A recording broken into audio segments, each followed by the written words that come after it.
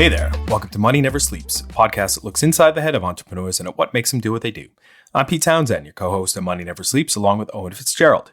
This episode of Money Never Sleeps is kindly sponsored by Ireland's Fintech and financial services recruitment specialists, Top Tier Recruitment. If you or a colleague need help attracting and retaining great talent for your fintech or financial services company, it is highly advisable that you build a relationship with the team at Top Tier Recruitment as they really know their stuff. You can find them at toptierrecruitment.com and tell them we sent you. This week, we've got another Money Talk special segment where the comeback kid, Eoin Fitzgerald, helps me dig into a few of the things that happened in the past week in tech, venture deals, and the topics we generally cover in our day jobs. So let's just get right to it with this week's episode of Money Never Sleeps. Money never sleeps, pal.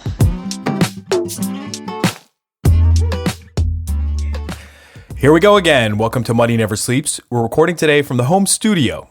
And in this episode, we're looking at 3 pieces of content from this week that are relevant to us in this big old cloud of startups and enterprise that we operate in. And hopefully, it's quite relevant to all of you, our loyal listeners. We've got Eoin Fitzgerald back again this week, and he's got a new mic. How you doing today, Slick?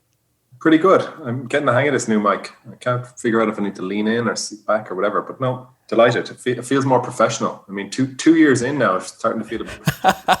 That's awesome. No, like our producer, Conan Brophy said, talk over the top of the mic. And shout out to Conan and his partner, Harriet. And they've got a beautiful new baby girl named Phoebe. So congrats to Conan and Harriet. I know they're quite happy. So shout out to them. So this week, we're going to look at a few different things. The first one that I picked up on was what I'm just going to call digital VC. Okay. And this has become quite relevant, obviously, in the last couple of months. And this is from the FT on the 3rd of June, just today as we're recording. It's on the paywall. The link will be in the show notes. The headline was, "Video is fine. Venture capitalists find the benefits in digital due diligence."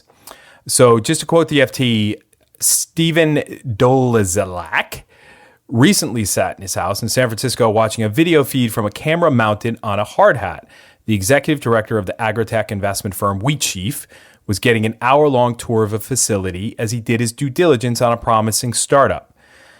Interestingly enough, Eoin, FT said that the Wheatsheaf invested in a Dublin-based startup recently. Not sure if that's Dublin, Ireland, or Dublin, California. I could not find it on Crunchbase.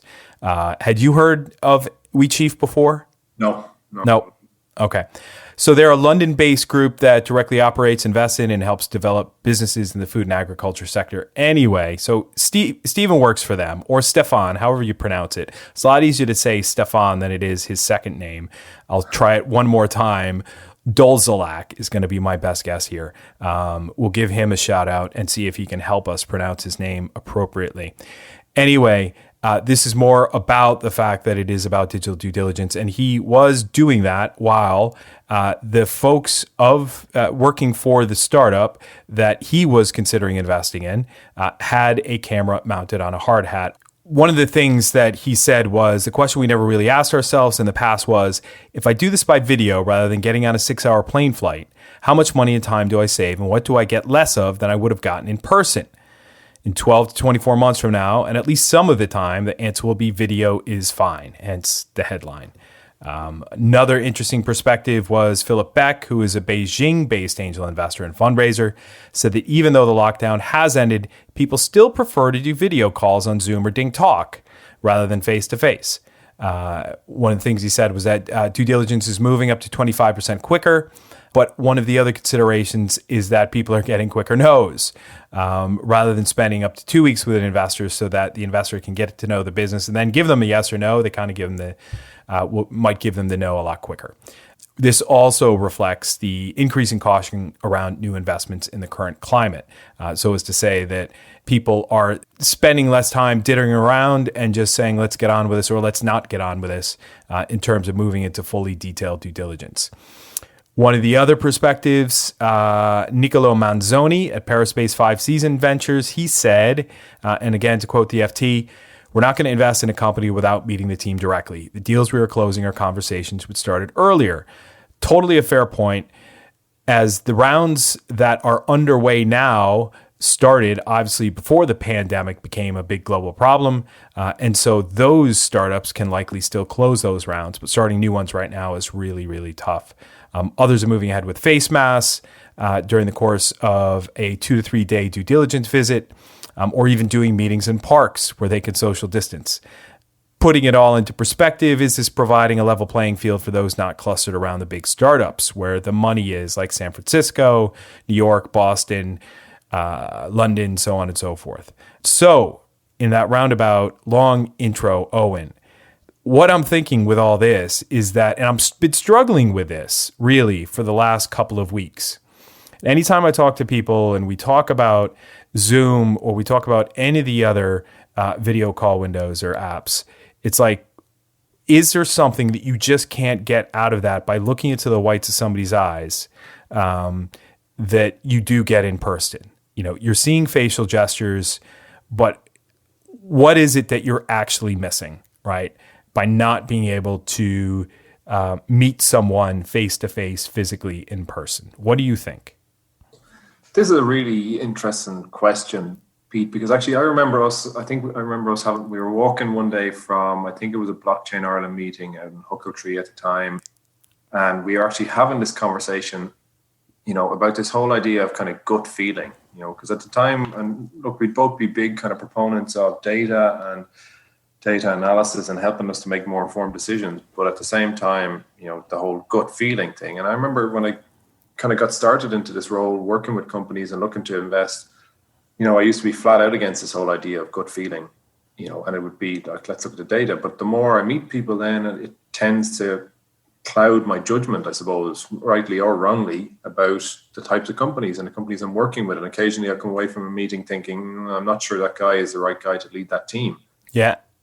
You know, and this kind of plays exactly into it, because you're missing a lot of those cues from human behavior and picking up on people's personality cues and stuff like that, obviously by doing things over Zoom or over Skype or whatever.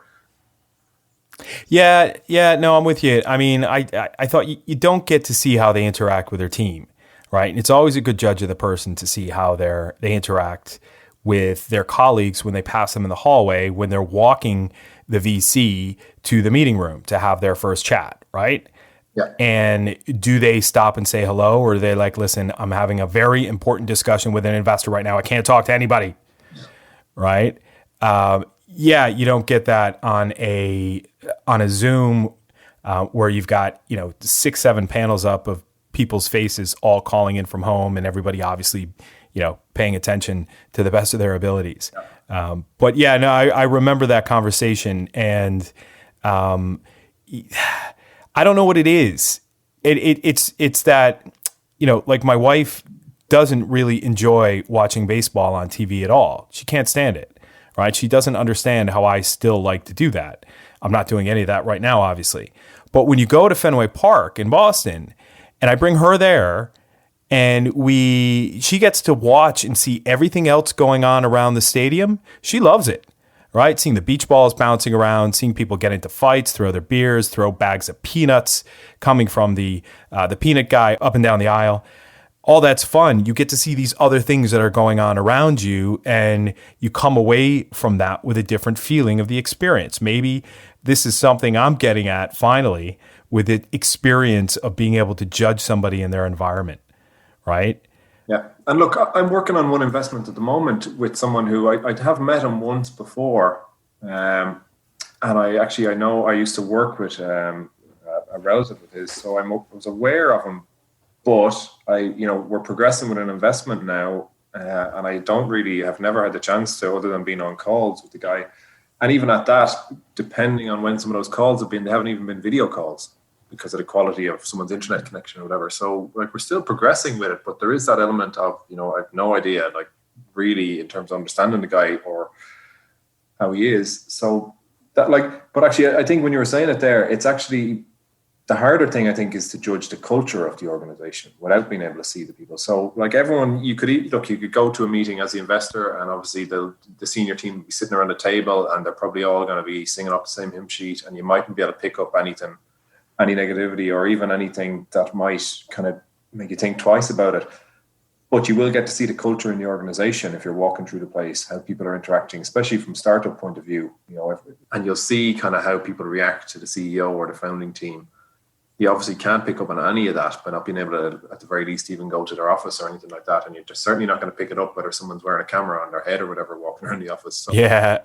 and I think back to my days working in a startup, and like so much of it was driven, like the difference between when the CEO was in the office versus where he was when he wasn't, in terms of the energy of the place. Like you would miss out on those sort of cues to see, what this is this is high growth, high intensity.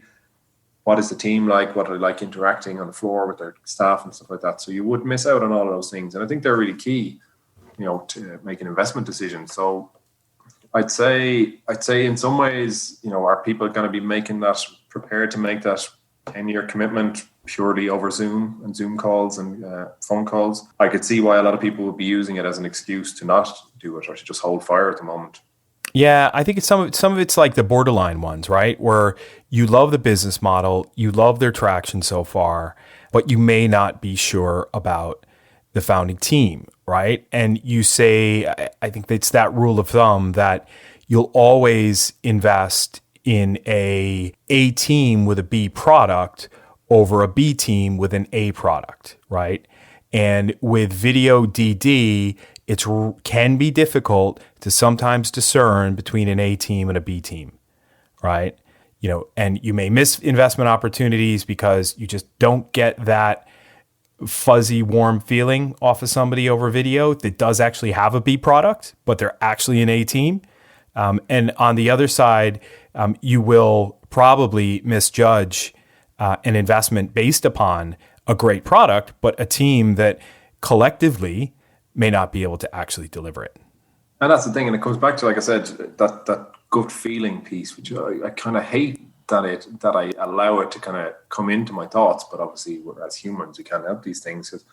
Like, I'd have to find it and send it to you so you can put it in the show notes. But I know Kaufman Fellows did a really good kind of research report kind of debunking the whole idea of gut feeling as an investor. But they specifically did that. They assessed loads of investments and spoke to loads of investors over a 10-year period or something, and picked the ones where they went with a gut feeling, and they underperformed.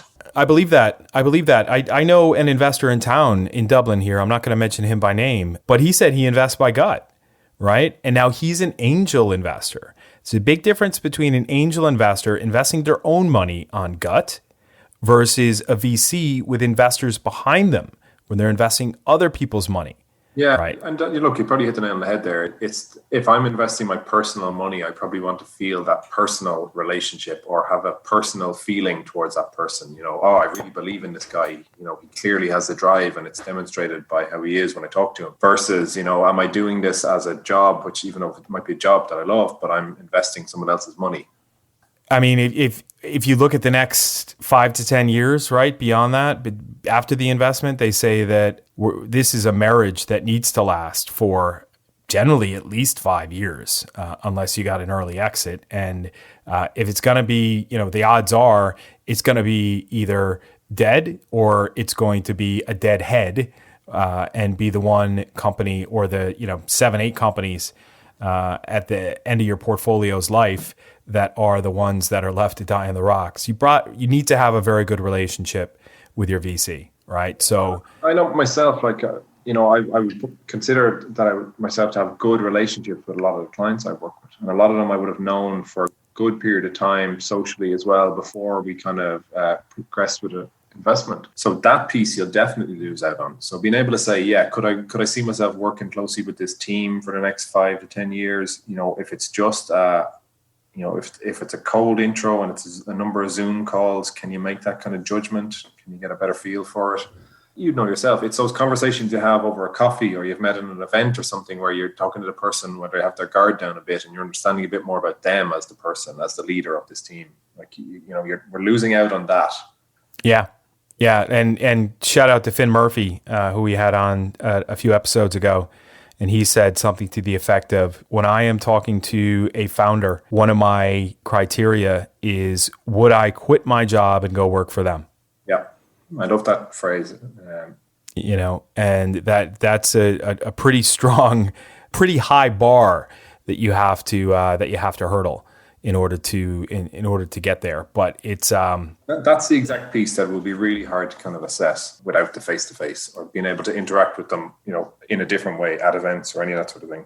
Yeah, I mean, there's a few folks, and I'm just thinking about. I did a something called Conzoom today, which I know I missed out on that today because I was on leave until this morning for the last couple of days. A nice long weekend for me, but I only got the emails about it today, and I was tied up. I was really looking forward to getting on joining that actually. yeah, so that was Diffuse VC, which is Kenny Estes, who's a friend of the show, and this was one of the guys that was on Rob Allison. Right, he's from Shipyard Technology Ventures, which is a Dublin-based business, but he's the Chicago guy for them. And when he and I first talked, we talked over Zoom, and that was almost like a face-to-face or in-person meeting because we totally vibed. Yeah. Right, and that's really hard to do over Zoom. And maybe it's just because our paths in life were quite similar, but had never crossed before. And then one of the other guys, Jordan Fishfield from Open Finance, just within 10, 15 minutes or even 5 minutes of talking to him, I'm like, dude, we got so much more to talk about, right? Let's exchange details. And so, I think you can get that initial buzz off of somebody, but yeah, how do you build a long-term, long-standing relationship with somebody, even after this lockdown is over and is relaxed and people start moving across international boundaries or even across state boundaries again in the US? Will those visits be that much more frequent? Yeah. Well, we did that one justice. Let's move over to two of the biggest names in social media and what they've been going through in the last week. And I know there's been quite a lot of drama about this, maybe way too much drama. So Jack Dorsey from Twitter and Mark Zuckerberg from Facebook. And there was a good piece in Decrypt on the 2nd of June called Facebook, Twitter, and Trump, the terrifying war on truth. Basically, in a nutshell, they say that the war against disinformation has brought the opposing policies of Facebook and Twitter to the fore. The two platforms' approaches to moderated user content are as different as the philosophies of their founders. They both come under fire, and a social media platform that no one entity controls is still a pipe dream, but not if Mihai Alizi and Akasha have anything to say about that. They were on episode 44 and 45 last year, or Mihai was. The interesting side of this that I really liked was Jack Dorsey from Twitter. He did get some support from Vitalik Buterin from Ethereum when talking about what Twitter are doing and basically putting these fact-checked warnings really at the bottom of tweets that are coming out from Donald Trump for the most part. That's where the whole drama started. And Vitalik said fact-checking is like warning labels. Censorship is banning things. Twitter are just sticking on warning labels, right? So this isn't, go out and burn the books like they did in the 1900s, even the 1800s. This is warning labels, just to give people a heads up. As we all know, that's Jack Dorsey's approach with Twitter. Zuckerberg's approach is saying, listen, this is censorship. We're not going to do it. We're not going to put any warnings on anything on Facebook, regardless of what people say. So what's going through these guys' heads? Jack Dorsey, Mark Zuckerberg, what do you think, Owen? Oh, look, I've been reading a lot about this lately, and there's some really good pieces from Kara Swisher, who is a well-renowned tech journalist, and she hosts a Recode Decode podcast and a Pivot podcast. So I've been listening to it, and actually a lot of this actually came from an initial article that she wrote about Trump. He was making some outlandish statements about the death of somebody and trying to link it to some famous person. Anyway, what ended up happening was that she wrote this article, and it was calling out Twitter, and it was a letter from the husband of this woman who had died 20 years ago, asking Twitter to remove these posts because it had been proved that what Trump was saying was false. And it kind of flowed on from there to the point that they actually this is how it all kind of came about. And obviously Trump went off over the last week anyway and made more outlandish statements, which required him to. If you think back to when Zuckerberg was in Congress, was that last year? Yep. It was longer than that.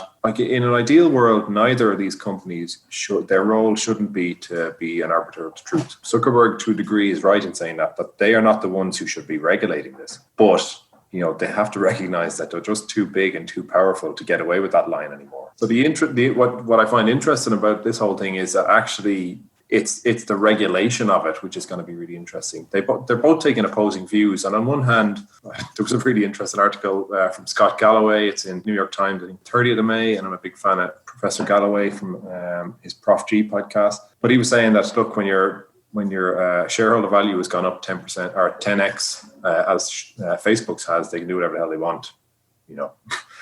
Nobody cares. The shareholders certainly aren't going to care. Whereas on Twitter actually hasn't even got remotely the profitability or the kind of increase its shareholding in the same way that the Googles and the Amazons, the Facebooks have in recent times. So true. He's probably coming at it from a different angle that, there's a lot of pressure on them to try to do the right thing from a business point of view as well. So there's a lot of conflicting things going on here. But to me, like the big thing that's going to come out of all this is the actual regulation of it. And I think on one hand, Dorsey seems like a very thoughtful guy. He does a lot of work. He's donated a lot of money recently and a lot of his shareholding. He takes time off to go on retreats and meditate and do a lot of stuff. So it seems like he's taken the approach here of doing the right thing. And he certainly seems to have doubled down on that in the last kind of week, even in terms of the riots and stuff and some of the content they've been putting out. I've been thinking about this too and thinking about it in light of the whole internet medium. And the mobile medium is a whole new way of communicating that is much different than the regulations that had been put on top of newspapers, put on top of magazines, television, anything, right, in the past 50, 100 years. If you compare that to crypto, one of my favorite topics, crypto is a completely new kind of value, right, that is completely different from standard fiat currencies.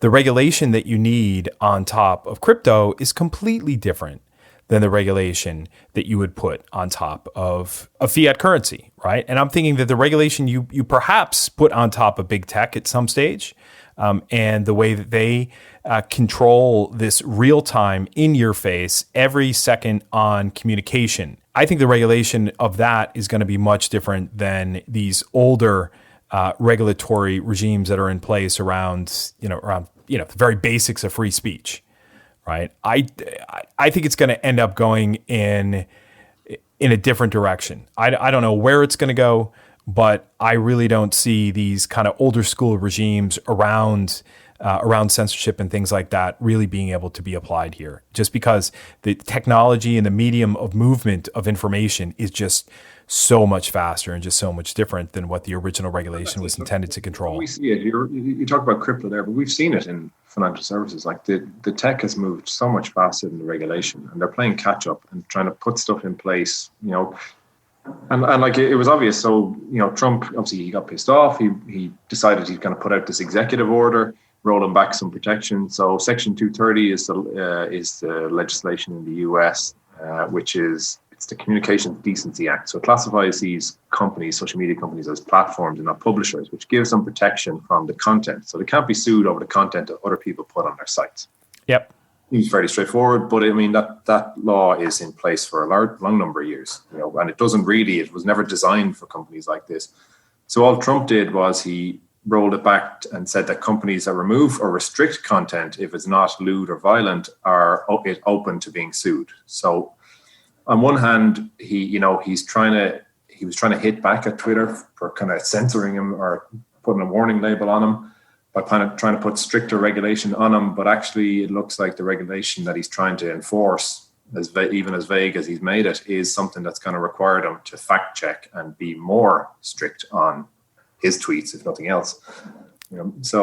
But again, it comes back to something that wasn't designed. It's not fit for purpose for the types of companies that it regulates. And it'll be really interesting because it ties into something else that's been going on in the US since last year. And Elizabeth Warren and Alexandra Ocasio-Cortez, they've jointly kind of supported this proposal to break up big tech. Yep. And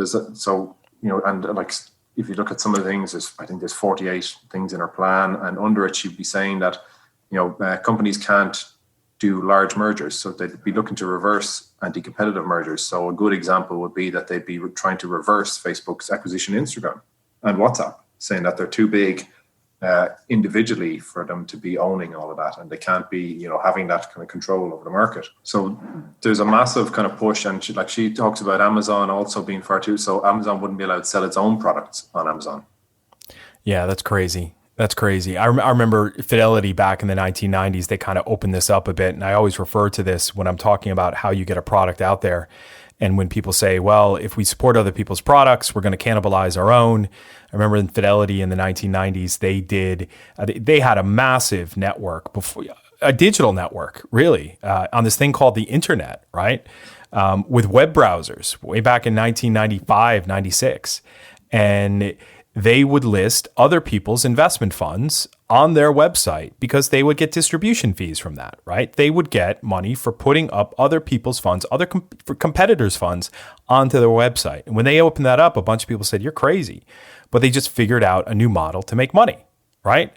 And, I just kind of see, you know what, Owen, this is the second time I've gone into mutual funds in the last 2 weeks. And it feels like this analogy just goes nowhere.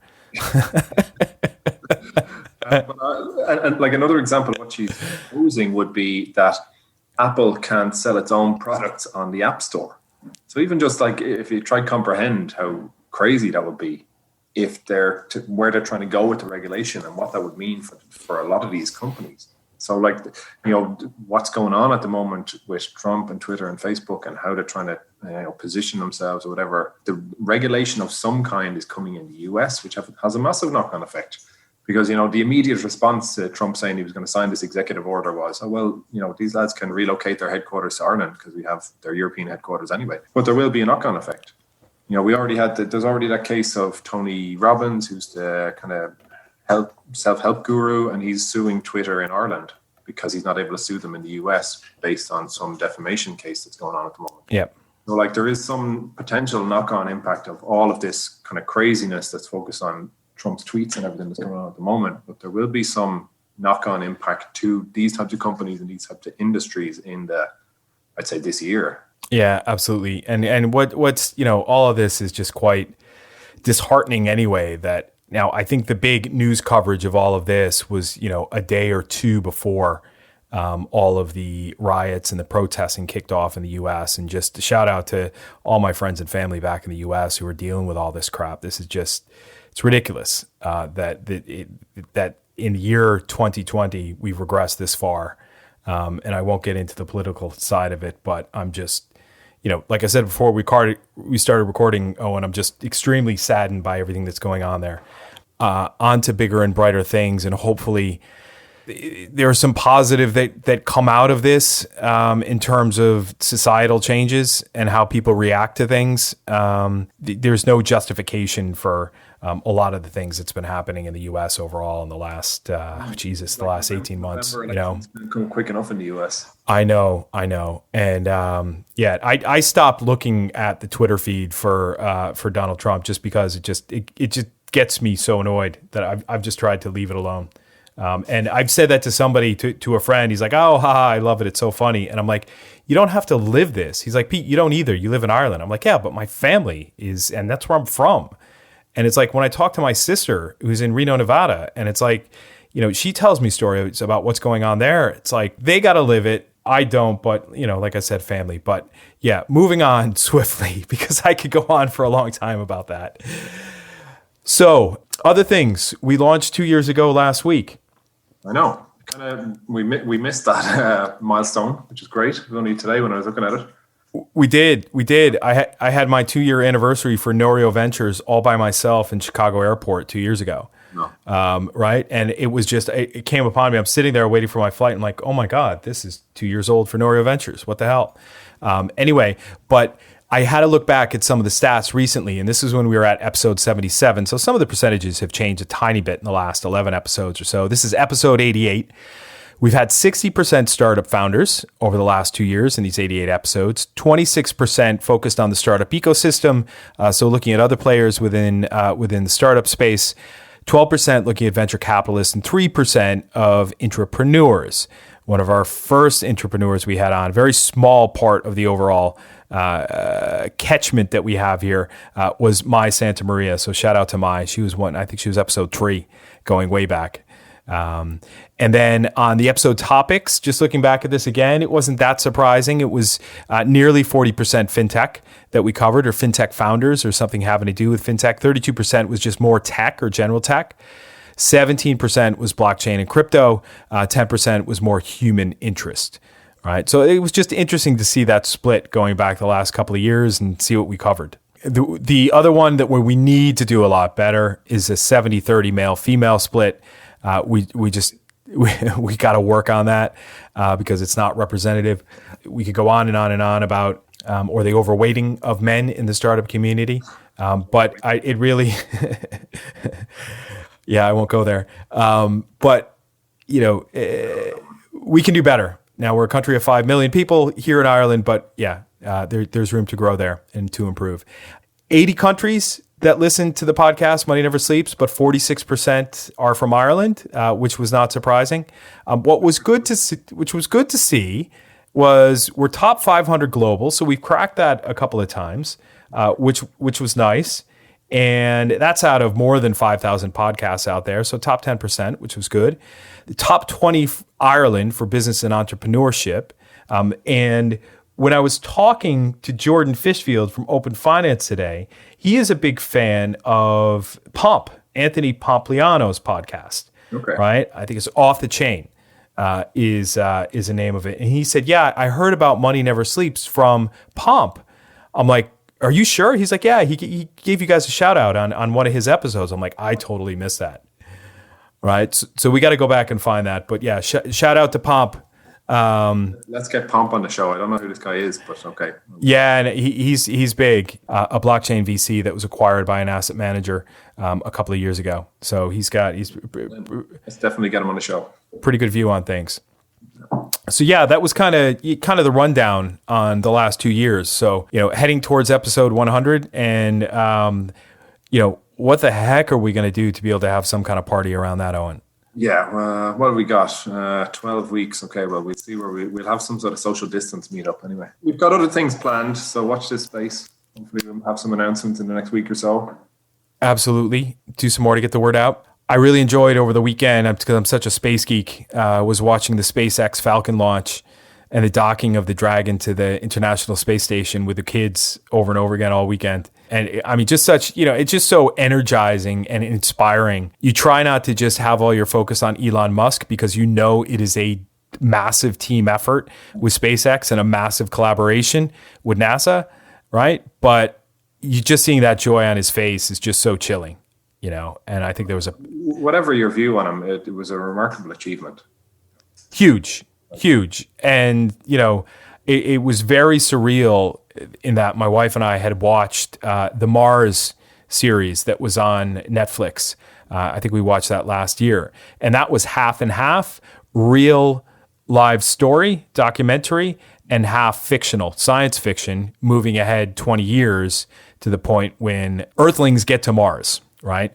And that was, and so you see Elon Musk's story all through half of that. So just seeing him actually get to this point was just really inspiring. So I loved it. Now, I heard an opposing view on it the other day, whilst recognizing obviously the achievement. I suppose that it was on Scott Galloway's podcast, and he was saying, well, the bit that he doesn't like about the whole thing is this idea of commercializing space. So does it dampen it slightly when it's not, NASA or a government agency doing it? Because actually, it's profit driven now. So, I mean, it was an interesting view on it, I suppose.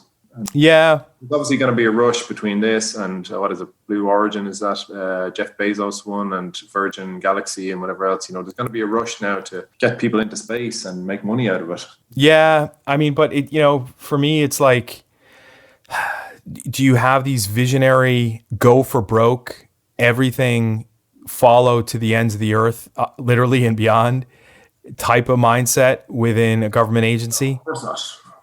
Yeah. And I can't be done it has to be done by the private sector. So. I think you need that entrepreneurial spirit. And when, you got SpaceX's mission statement saying that, we want to bring humans to Mars. That's our mission statement. Yeah. And then you see everything they're working on. Now, just to take the other side of it for a little while, which is even a little bit of a different angle, seeing those rockets go up, and it made me think of, is this 1970 all over again? Is that how far we've come in 50 years? Is that we just have a glammed up version of, and now I'm going to get lambasted by, my rocket friends out there, but a glammed up version of an Apollo spacecraft sitting on top of just a better version of the rocket, right? That is going up to space. And, now great, there's an International Space Station up there. But if you watch that Mars show, what you get out of that is a bit of that sentiment saying, I don't think Neil Armstrong thought that we would be only doing this right now, Yeah, of course. And you look at those movies, the older movies, and they're saying, oh, what'll the world be like in 2000 plus? And, we're all going around on hoverboards and all sorts of stuff. And look, we're far from there. But I suppose, look, he managed to do it on whatever the quarter of the cost, a tenth of the cost, whatever it was in terms of all of the different pieces. And even I was showing one of the kids the other day, and like even the fact that they were able to remotely land the rocket, the propulsion piece, on the boat that was the drone ship in the like some of that stuff by itself is just really cool. Oh yeah, totally huge. No, I remember seeing the original one of when they did the test flight. And that first stage landed itself back on the launch pad. That was a really cool thing to see. Now, again, it was a documentary, but still, a huge achievement. And it's like, SpaceX picked up the baton in 2011, handed it off from NASA, and they ran with it, right? And here we are. So no, that was big. Anything else you saw this week that you were really you thought was pretty cool? No, that was kind of the main. That was the main one. Like everything else that I've seen has been pretty negative. So yeah, no, this one, yeah. Let's stay on this positive arc. But how are the books going? Yeah, I'm still reading Chim Paradox. You got me staying up late to watch Last Dance on Netflix, so I have been reading it. I just been trying to watch that, and I keep falling asleep just because I'm watching it in bed, right? Yeah. But I love Last Dance, and the story of the Chicago Bulls and Michael Jordan in the 90s was just awesome. But what about you? I'm kind of between a few books, so I've finished some. I'm half reading about 3 or 4 at the moment. A good one that I read recently, and actually I read it in like 2 days. I'm a big Malcolm Gladwell fan. His latest one is Talking to Strangers. And actually it's really, what made me think of it was the piece we were talking about earlier, because he does this piece about it. The focus of it is obviously misinterpreting people's actions. But he had this really interesting study that they did, whereby they took some sort of local court in New York City, whatever. They reviewed the kind of cases over a kind of 2-year period or whatever. The concept was that, the judge was making a judgment call on this person and the likelihood to reoffend based on them appearing in front of him and him having like a couple of minutes of asking him questions and then handing down a sentence. And it turned out that when they did it, when they reviewed the cases and the judges made a ruling on the same cases without having seen the person in front of them, they were 4 times more likely to make the right judgment on that the person wouldn't be likely to reoffend. So they gave them a lower sentence because based on their history, they said, no, that person won't reoffend. And they were right 4 times more than if they actually saw the person. Wow. So it ties into obviously our first conversation around, obviously doing these things remote and that good feeling. But actually in this case, it was a reverse, that the judge was making a good feeling call on the person in front of him. And there could have been a lot of factors for that. Race, I'm sure, was one of them. But ultimately they were getting it wrong. So he does a lot, and he picks on different points in history. Like Malcolm Gladwell's an excellent author. And the way he kind of does his research on stuff. But, so I finished that recently. That's an excellent book. I'd highly recommend that. And a lot of the kind of stuff that he writes for Vanity Fair. And I'll check that out. I'm looking up at my bookshelf right now, and I see The Tipping Point by Malcolm Gladwell. So yeah, all of the other ones. So Tipping Point is excellent as well. This one's just a really interesting one, especially in the context of everything that's going on in the world now. Okay. I think that's about it for this week. I think we're just going to keep our foot on the gas, keep pushing. The great world just keeps on spinning, right? Yeah, that's it. All right. Talk to you next week. Yeah, check you later. Money never sleeps, pal.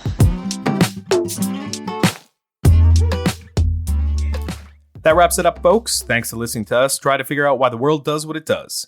The links for the stories we covered are in the show notes for this episode on MoneyNeverSleeps.ie, so check us out online. Remember, if you or a colleague need help attracting and retaining great talent for your fintech or financial services company, it's highly advisable that you build a relationship with the team at Top Tier Recruitment, as they really know their stuff. You can find them at toptierrecruitment.com. Also, thanks to Conan Brophy from Create Sound for recording and editing this podcast. As for me, I increase the odds of startup success. Get in touch at Pete Townsend NV on Twitter if you want to know more. You can follow Owen on Twitter at Owen Fitzgerald9. Finally, till next time, thanks for listening. See ya! Money never sleeps, pal.